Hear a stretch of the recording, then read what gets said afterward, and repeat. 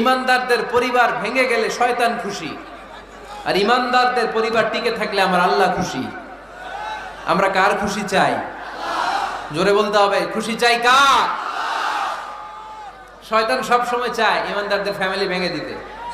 Always he tries his level best to break down the relationship of a mu'min family. একজন ইমানদারের family কি করে break down করে দেয়া যায়? যেন ঝগড়াই করবো না আমরা। আপনি ঝগড়া করলে ভাবি যেন ঠান্ডা থাকে, ভাবি ঝগড়া শুরু করলে আপনি ঠান্ডা থাকবেন। ঝগড়া করা যাবে না, কিন্তু ঝগড়া হয়ে যায় ফ্যামিলিতে, এটাকে চেক দিতে হবে। শয়তান ঝগড়া বাঁধাতে খুব উস্তাদ। সহিহ মুসলিমের হাদিস, ইন্না ইবলিসা ইয়াদাউ আরশাহু আলাল মা সুম্মা ইয়াবআসু সারায়াহু। ইবলিস তার সিংহাসন গেড়েছে সাগরের উপরে। ইবলিসের সিংহাসন কিসের উপরে? বিশাল বড় সাগর আর মহাসাগরের উপরে।